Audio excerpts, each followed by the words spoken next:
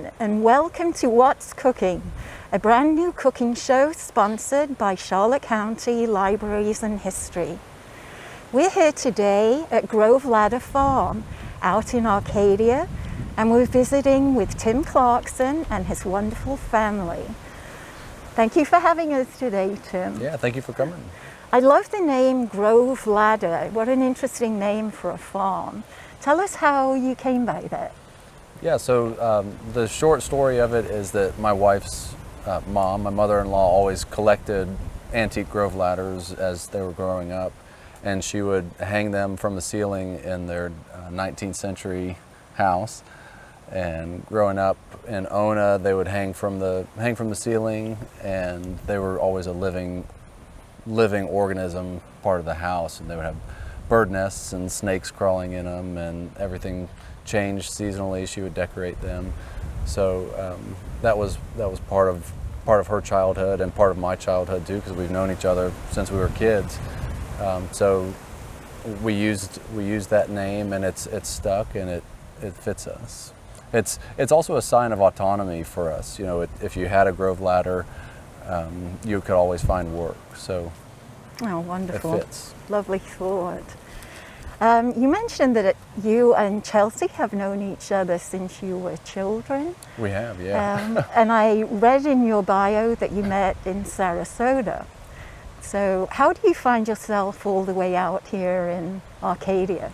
Yeah, we did. We met in middle school, and we dated from 6th grade to 10th grade, and we split up and went our different ways, and stayed friends in that time. And Chelsea went to college, and I went to work. And when she graduated from college, and actually her senior thesis was called the Grove Ladder, so that's a whole nother story. But she invited me up to her graduation from college up in Virginia, and I went, and we hit it right back off where we left off, and got married and started having babies soon afterwards. And we moved back to Sarasota, and actually having children was what kind of started the farm, because Chelsea I remember an old article said that she was on a radical homemaker kick, and she wanted chickens in the backyard. And I didn't grow up in an agricultural family, but I did go to I was part of 4-H and FFA, and I did a lot of hunting, and so I was around agriculture in general and animals in general. But I didn't want any chickens. I didn't want any part of the chickens, and now I have, you know, quite a few chickens. But she wanted chickens, so I built a little coop in the backyard, and we got 4 egg-laying hens, and then I fell in love with the chickens and realized there was a high demand for chicken eggs, even with 4 hens. You know, we weren't eating all those eggs, so we started giving them to family members, and 4 chickens became 15 chickens, became 50 chickens, and here we are today. But basically, from that small backyard homestead, we moved a few times to a little bit bigger homesteads, and then we started leasing land from an old dairy farmer, and now we're here in Arcadia on our own property. Great story. I wonder if you could tell our viewers about a farmer's day, your day in particular. What time do you get up in the morning? What time do you go to bed? And how is your day broken up? Yeah, well, for us, I guess it's different than a lot of farms because of the way that we sell our products. So when we first started, we were doing farmers markets, and that would take me away from the farm quite a bit. At one point we were doing 4 farmers markets a week, 2 in one day. So it was a struggle physically and mentally, and it was hard on our family to do that. And I was away from the farm quite a bit. And since COVID hit, now we're selling products through our website, and that enables me to be on the farm more. But basically, I don't wake up any earlier than most folks do. No. But I mean, I wake up fairly early. I get up at around 5:30 with Chelsea. That's early. And it's mainly so we can have some time without the kids before the kids wake up. Yeah. But yeah, we wake up at 5:30. I go through my emails and drink some tea, and she drinks tea, and we hang out, and then I go out and feed all of the egg layers. The egg layers are the first animals to wake up on any farm. Chickens are always up before anybody. And we feed the egg layers. Depending on the day, twice a week we move animals. So on Monday we move our cattle and sheep in front of the chickens, and then Tuesday the chickens follow, and they're always leapfrogging netting systems. So we always have 3 paddocks set up where there's a gap in the middle. So there's a rotation. It kind of looks crazy, but there is some science to that. So 5:30 wake up, feed the egg layers. On Mondays we do homeschool our girls, so they go to a homeschool co-op. We just recently started having some part-time help, so we're in the middle of a home project, and there's always fencing projects, and there's always something to do. But it always starts with feeding egg layers. And so what time of day do you end? Are you done and you can put your feet up? Well, for a long time we were working 14, 15, 16 I can hour imagine. days. But now we're on a fairly normal schedule. I'm usually done by 4:30 or 5 o'clock, and then it's R&R time. R&R, yeah. Perfect. Your kids are so lucky, that I was talking to them earlier, and they said the best thing about the farm is having all these animals around. Yeah. So basically, work-wise, you don't hire anybody, or you say you have part-time? Yeah, we just started for a while. For the first couple years, it was just me basically doing. Well, for the first several years, I say couple. I'm thinking now probably the first 5 years it was just me. And when I started, I was working a full-time job for the first 2 years. So it was me alone doing all the physical labor for a long time. But now we're to a point financially where we do have enough money where we have 2 part-time employees. Fantastic. And the main things that they're doing are help with physical labor, but also we're expanding our delivery options. So that's coming in the pipeline, but we'll be moving further south and further north, and thinking about doing another trailer, just like our delivery trailer, and another truck. Oh, fantastic. I'm going to ask you the same question I asked your daughter Rosa a little while ago, and that is, what is your favorite thing about living on a farm and the lifestyle that you've chosen for your family? Oh man, I think it's food. That's one of the main reason I think that we started farming was food. I've always loved food. My mom was always cooking everything that we ate from scratch, on a budget, and she's always kept a garden, and she still has tons of citrus trees that star fruit and figs and lemons and limes. And I grew up in a household that valued good food, and that really stuck with me. And I guess just intuitively I wanted my kids to have that experience, and now we're surrounded by the best food that we could possibly get our hands on. We could walk into the freezer and grab a few grass-fed ribeye steaks if we want to for dinner. A lot of times we'll be joking in our little tiny cabin that we're, it might seem that we're living like paupers, but we're eating like kings and queens, So it's food. Your grocery bills must be amazingly low. It's not bad. We still do have to go to the grocery store for some things, but a lot of the stuff, we've got it. Do you sort of trade at all with other farmers in the area? Like if they're doing dairy, for example, that you could switch out some of your stuff? That's something that just recently we started doing because of COVID. Actually, when we got out of the farmers markets, it enabled us to start working and offering other farms products, because at farmers markets there are regulations, and rightly so, for what you can and can't sell, because you don't want to have too many people selling bread, for example, or if you have 10 people selling the same bread, nobody's going to make any money.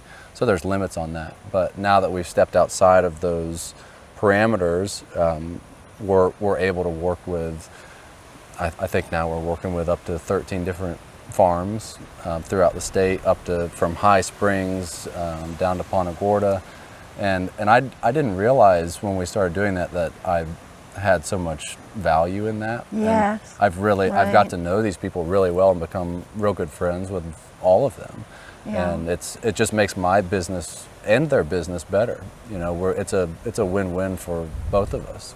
It's almost like turning the clock back hundreds of years, Yeah. you know, to how people used to live off the land and trade with each other. I think that's Yeah. fantastic.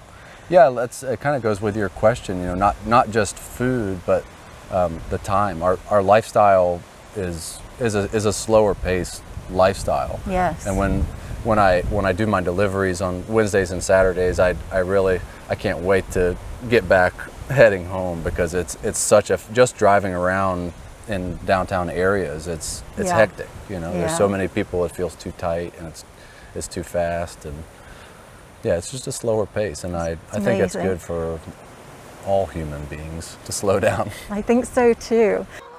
So we're out here in our out in the pasture with the egg laying flock.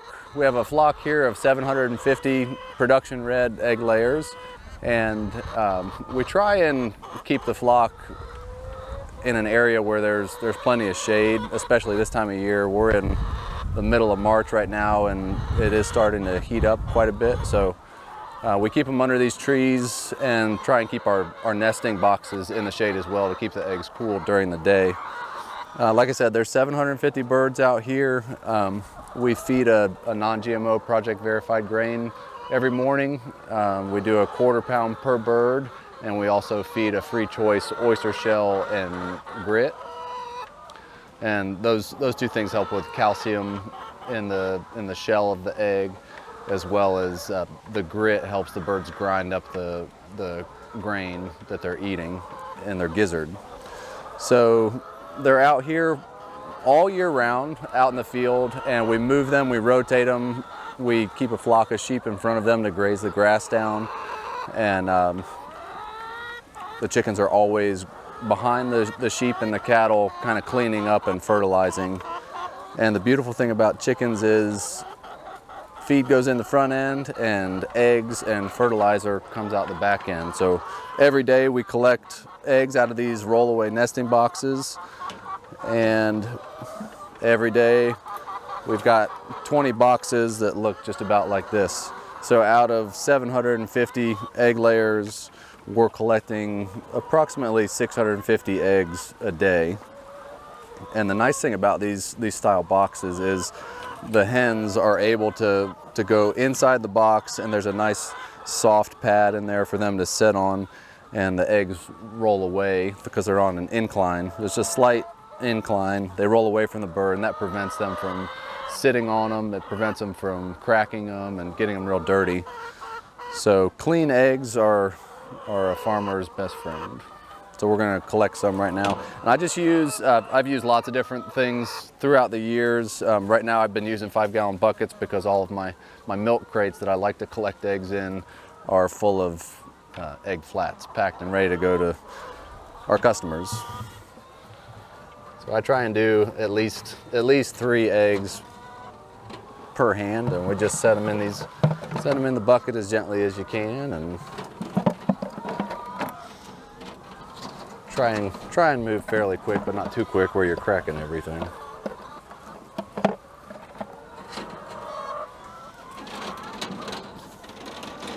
Nice clean eggs. So the basic breakdown on the differences in eggs goes like this. Most of the eggs in the world are produced in a battery cage on a genetically modified grain. And what that means is that those chickens, usually 3 to 4 birds per cage, will live their entire life in a cage, in a barn, eating genetically modified grain. And they will never exit that cage from the time they start laying until the companies decide that they're no longer profitable enough to keep feeding. And at that point, they'll go to a slaughterhouse and be turned into lots of different stuff, whether it's animal feed or chicken soup or several other value-added commodities. So that's a caged egg. The next step on an egg carton label would be a cage-free egg. You take that same exact 3 or 4 chickens and you take them out of a cage in a barn with up to 500,000 other chickens eating the same grain, genetically modified grain. And again, they're never going to go outside or see the sunlight or get to take a dust bath or eat an earthworm. And that's your cage-free egg. The next step to a better egg would be a cage-free organic egg. And the only difference in a cage-free organic and a cage-free egg is they switch the conventional grain that the chickens are eating to an organic grain, a certified organic grain. And voila, you've got an organic cage-free chicken egg. Those birds also have what's called access to the outdoors, and that is intentionally misleading.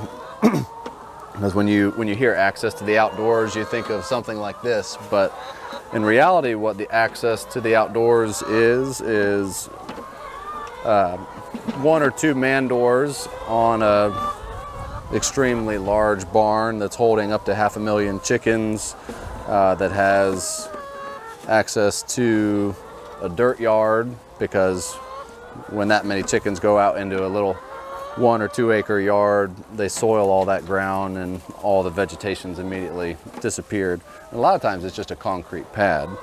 So their access to the outdoors isn't exactly what you would imagine it would be. Next step would be a pasture-raised egg, which is what we're doing here. And there's lots of differences, but the main difference between just an organic egg and a pasture-raised egg is the living conditions.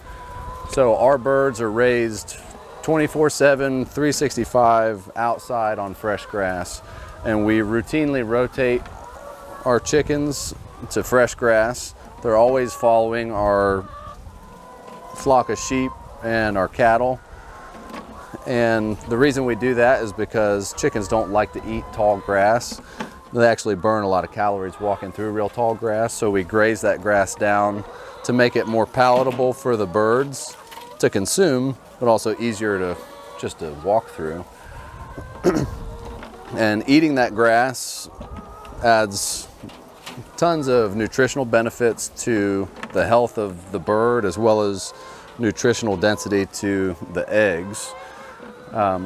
But that's the main thing on a pasture-raised egg, is just being on fresh grass and outside in the sun. They have access to the soil, so they can take a dirt bath. They can scratch for bugs like these birds are doing right here.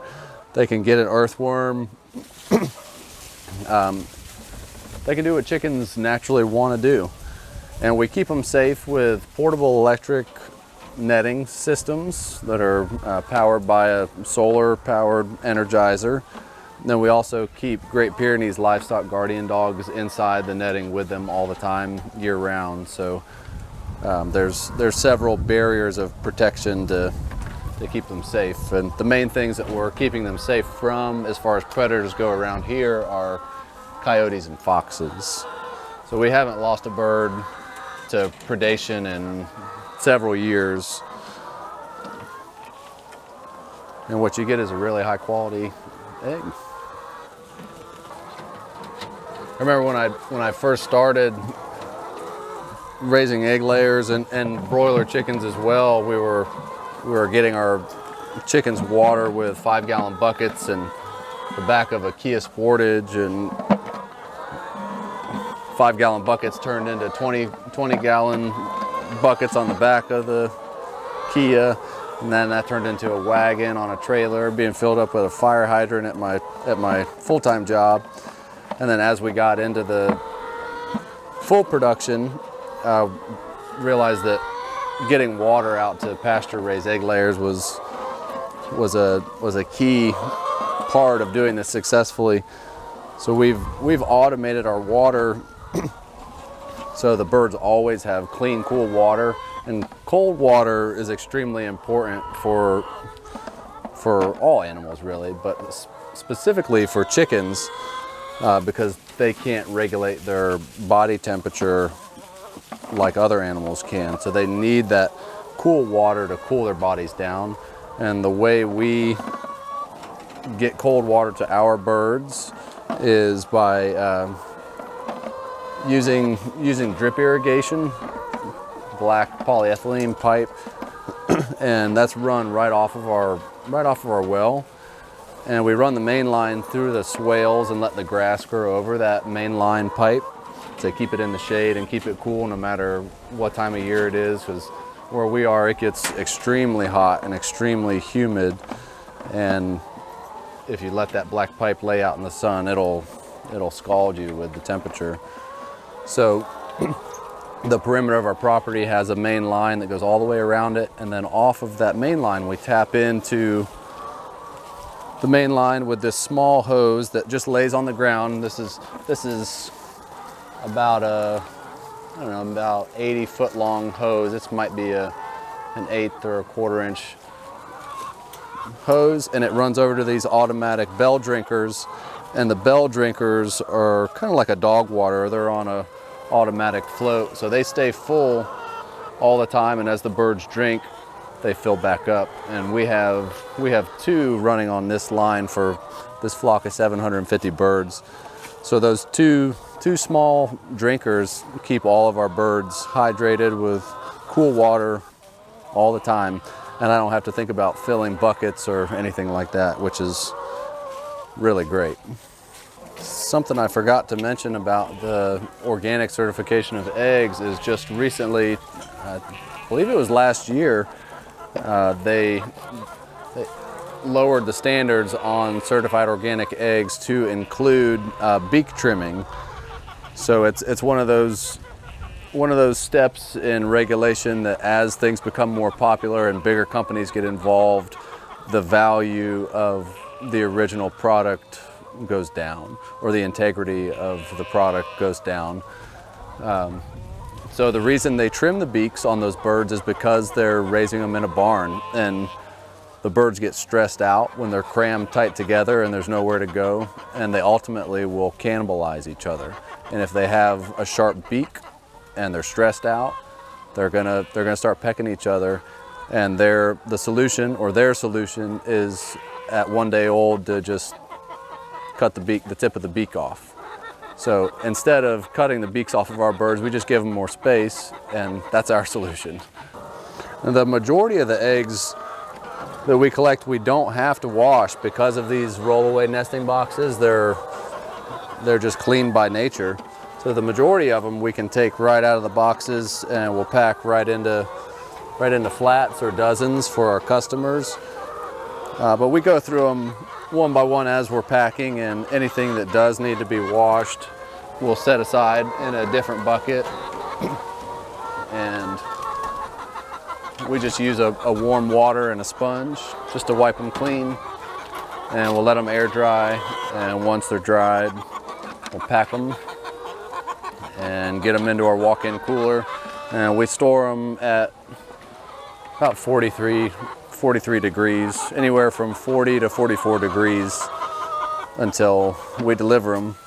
According to the USDA, the average egg in the grocery store is 90 days old from the point of lay when it hits the shelf. So the egg that you're picking up at the grocery store on freshness, you're eating a 3-month-old egg, and then they're giving you 4 to 6 weeks to keep it in your fridge.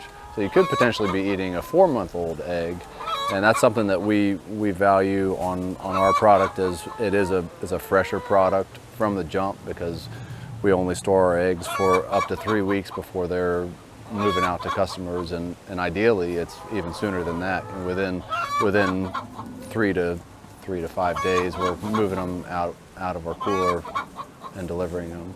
So just on freshness alone, the nutritional value is higher, not to mention all the other things that we're doing to make it a higher quality product. So these 3 Eggmobiles that we use, we call them as Eggmobiles. They're on hay wagon chassis and they're on wheels for a reason, and that's because everything out here moves. And like I said, they do go right behind our sheep and our cattle. And the reason we move the egg layers is because if you leave them in one spot for too long, their manure will burn up your property. And it's basically just an excess of phosphorus and nitrogen. But if you move them every 3 to 4 days the way we do, that fertilizer is a blessing instead of a negative input. It's a positive input. So we're always moving them and keeping them on fresh grass, and that adds value to the soil and the grasses that we have out here.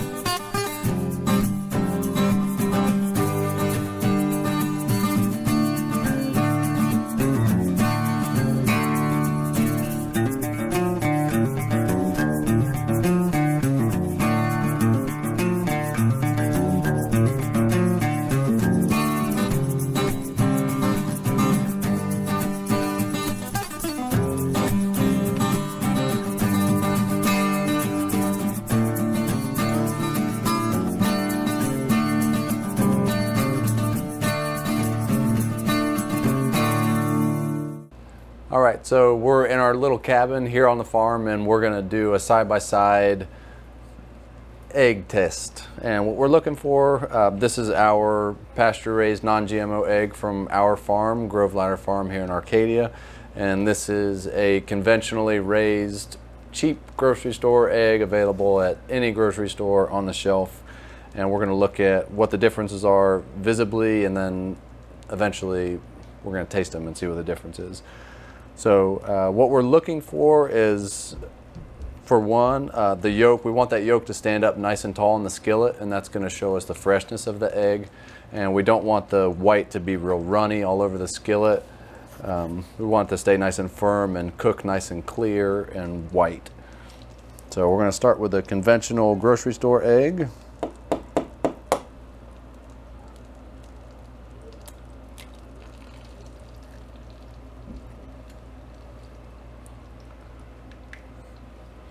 That white didn't run too much. It did run a little bit out here on the side.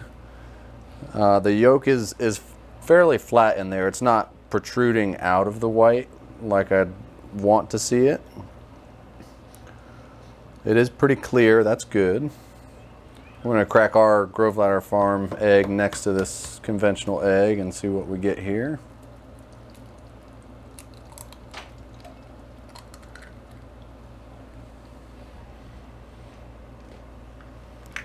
You can see right off the bat that the yolk does stand up taller in the skillet on this one. The white ran just about exactly the same, side by side. Our yolk is a little bit bigger, but the egg was a little bit bigger, and that just depends on the age of the bird. So when a chicken is real young, they lay what's referred to as a pullet egg, and it's just a young chicken. You know, the younger the chicken, the smaller the egg. The older the chicken, the larger the egg. I'm going to crank this heat up a little bit so they cook a little bit quicker.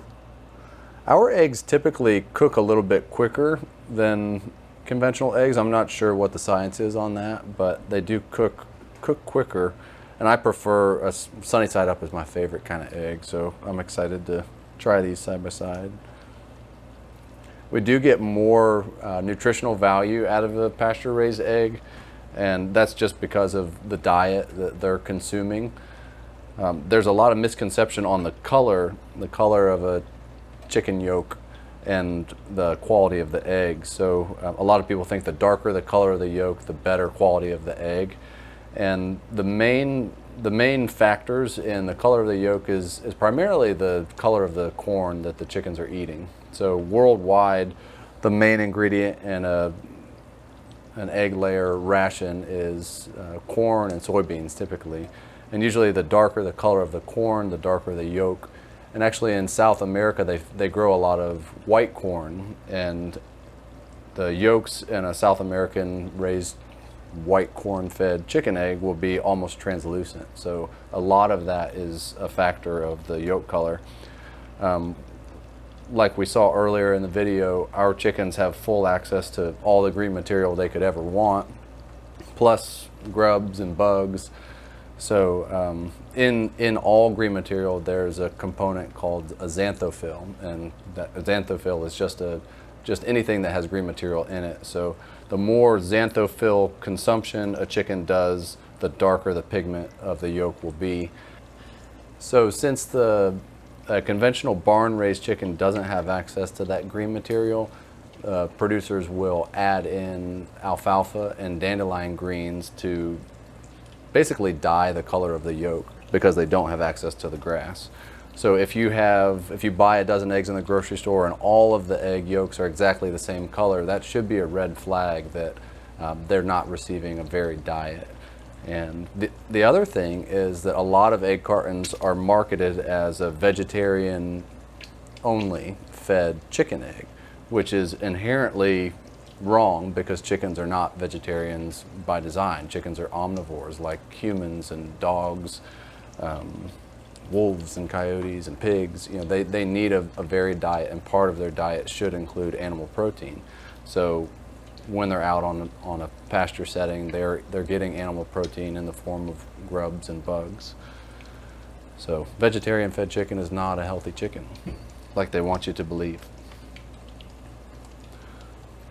So we're doing pretty good here. Our egg is definitely done. The grocery store conventional egg has a little bit longer to go. I'm just going to add a little bit of salt for flavor, and then we can test these suckers out.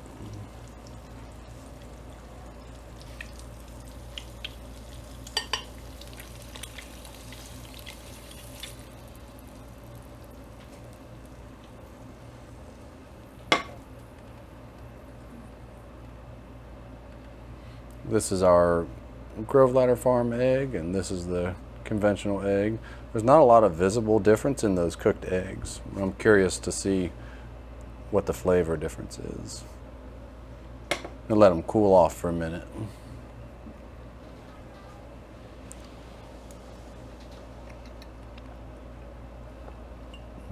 That's my egg, but I'm used to eating my eggs and I know they're delicious. I'm gonna cut up these yolks and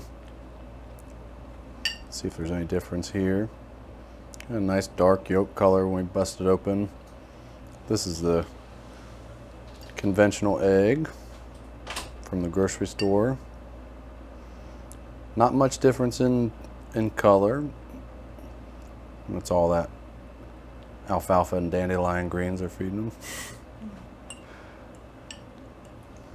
I'm gonna take a bite of mine with the yolk.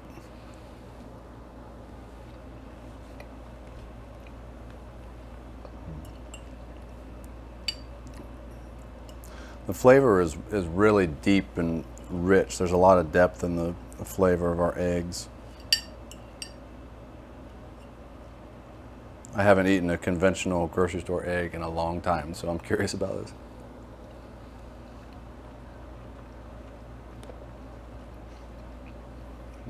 It is more plain tasting. Plain is the word that popped into my head. It's kind of flat. There's not as much depth of flavor there.